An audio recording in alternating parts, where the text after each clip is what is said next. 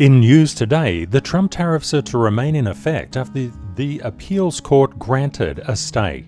That means the tariffs are not frozen, they're back, baby. In other news, President Trump said even if the court ruled that the tariffs were somehow illegal, he'd do it anyway.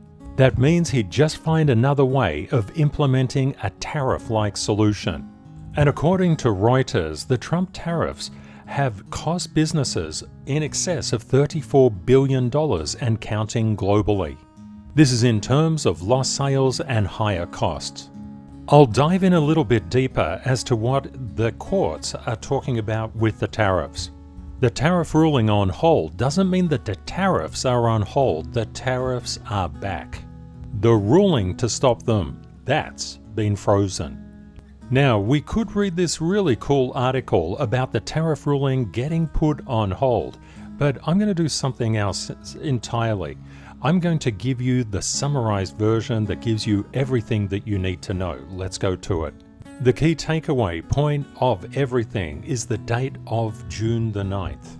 Now remember, June the 9th is all about the 50% tariffs on the EU as well. So there's going to be a lot of turbulence coming up in between now and then. So what happened in the past 24 hours? Well, the US Court of Appeals for the Federal Circuit said that the lower court, which is the US Court of International Trade, interpreted everything incorrectly. The Justice Department, working on behalf of President Trump, said the claims ruling is legally flawed and it's a national security issue to do all those yummy tariffs. No matter what happens, this will go to the Supreme Court in all probability. President Trump is born in the courtroom, so I can't see him leaving anytime soon. It's his home. Now, what actually happened is the US Court of Appeals for the Federal Circuit granted what's called an administrative stay. That literally halted the decision on the Trump tariffs being paused. It said the tariffs are continuing. That's it in a nutshell. So the tariffs are back on because of the administrative stay, and June the 9th is a key date. June the 5th is also key, but June the 9th is the critical one to keep on your calendar. Let's have a look at what happened to Bitcoin within the past 24 hours.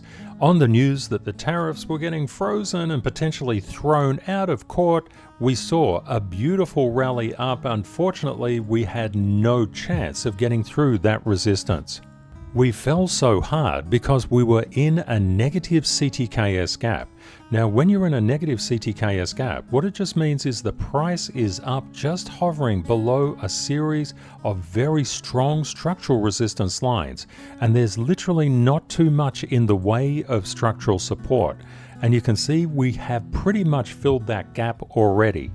I said yesterday that it was really good timing on the tariff pause, but look at this. Unfortunately, that didn't materialize. Now, this wasn't the institution selling down. This was simply the fact that President Trump has so much power, he ordered the government machine to just freeze that court decision. Going forward during the Trump presidency, this is something that we might like to keep in mind. We would have thought we would at least get 24 hours of positive momentum, but not so. Nobody touches Trump's tariffs. That is, except of course, the president himself. Now, let's just zoom in here a little bit. I was also mentioning yesterday that we needed to keep our eyes on the structural levels because looking at structural passes and structural failures is really important to do. The markets change in a heartbeat, so being aware of these things is really, really important stuff. Of course, it's not always easy to do, so that particular resistance was around that 108,900 mark. And we saw that we fell through that, we just didn't even get above it. And the underpinning structural support level, which was quite a small one, but it was still there at 108,350, just didn't do anything. And then we've been just coming down through this negative CTKS gap. Just keep in mind, the next structural support is at 104,782. And if you would like to figure out where that is, just look backwards just here. You can see that dip, it's around that level. Now let's zoom out a little bit. If we lose this 104,650 mark, there are structural supports and they're really congregating around that 100,000 into around that 101,650 level. So if we continue down here, we would witness a structural failure on that level of structure around that 104,650. Bitcoin is currently 105,993. So if we do an underside retest, we're getting into some really good structural support here. Now, if it turns around, and it could, and this is the thing that we must always be aware of. I was saying in yesterday's video, we can look at the price being positive until structure says that it's not. It's very difficult to shake stories off. It's just the nature of stories. We love them. Every single person just thinks about fairy tales inside the markets, dreams of infinite wealth. And hey, why not? It is possible.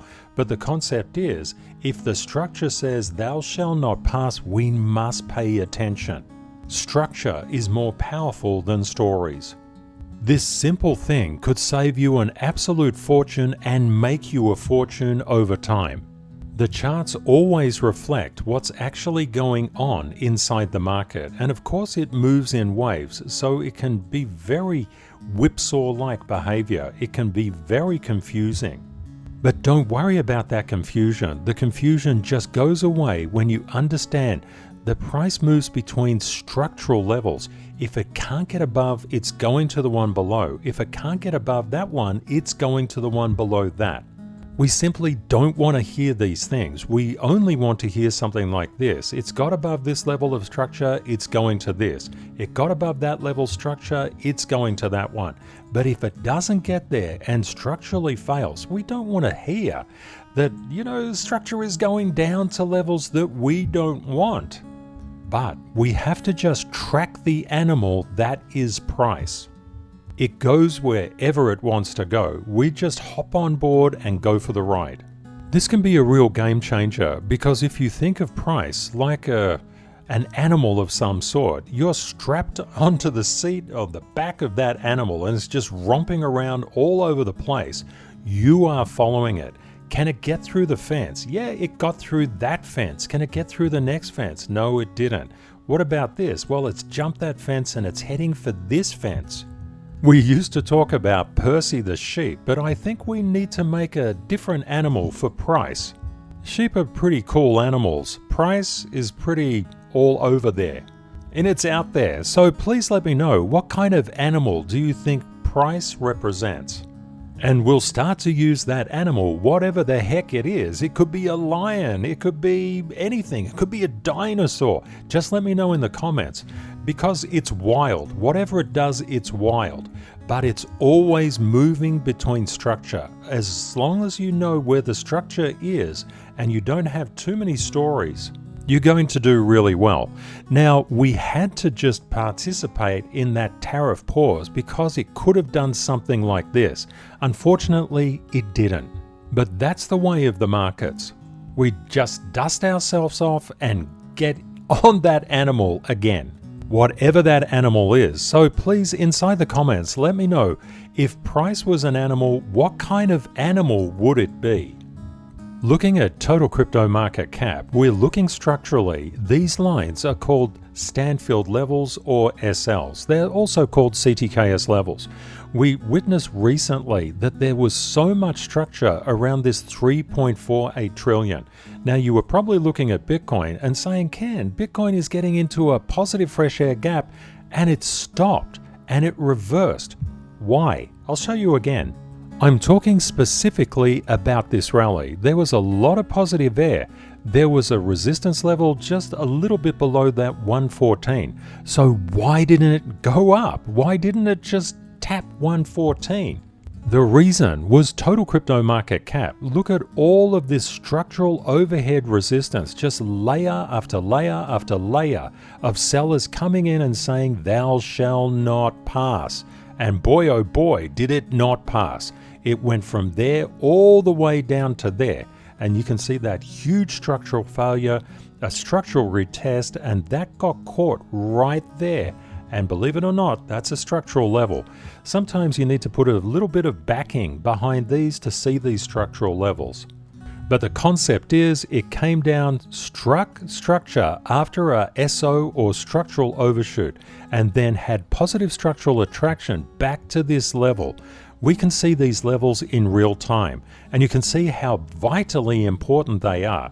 If you do not know where the safety nets are, you could be witnessing something like this and you sell and then it just flips back and you buy, and then it does this and you sell, flips back, you buy. You don't want to be doing that. You want to be knowing where the structure is at all times, especially the gaps between structure. The gaps are vital to know. Now, this is not too bad news in terms of what could be happening inside the market. That big negative fresh air gap, or the big area of negative CTKS gap, was pretty much filled by Bitcoin. And now all of these structural levels on total crypto market cap are starting to kick in. That is good news. Just keep on watching your structural levels. And thank you to everybody who reached out and shared what structural levels they would like to see on what charts. That's just beautiful. I'm here to help you. Letting me know what's important to you is really important to me, because if you tell me that there's some chart that you want to see, I'll do my absolute best to represent it. Just be aware that there's 16,000 people plus in our community, so it could take a little while, but I'll get to it. When looking at your structural levels, you may like to draw a bit of a thing like this, which can make the levels easier to see. You can just kind of pull it across and just push it back. I'll be discussing this more inside the monthly video inside the service, and I've got some fantastic things planned for you inside the service video this month, which is like literally next month, aka June.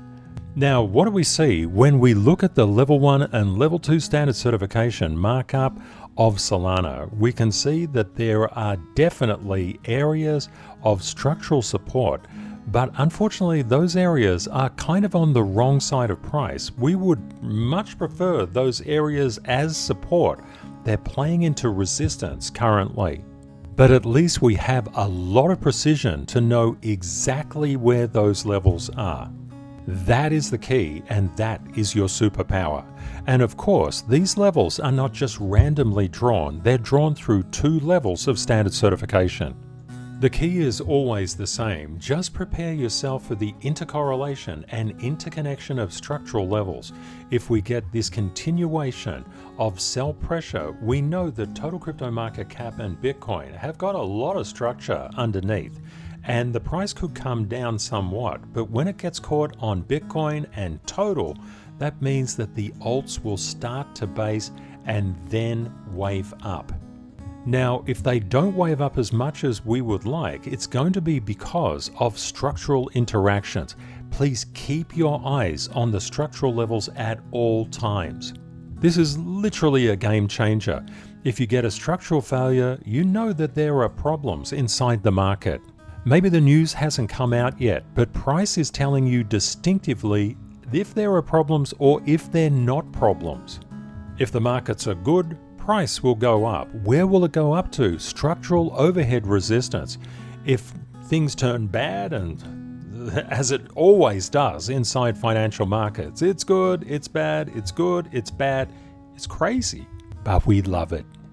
All you need to be is prepared. Prepared is the key. If things don't go the way we want, okay, dust yourself off. They didn't go the way we want, and that's the way things go. It's not about being right, it's being prepared that is the key. Have a great day or night ahead, my friends, and Kate and I look forward to catching up with you again in the next video. Bye for now.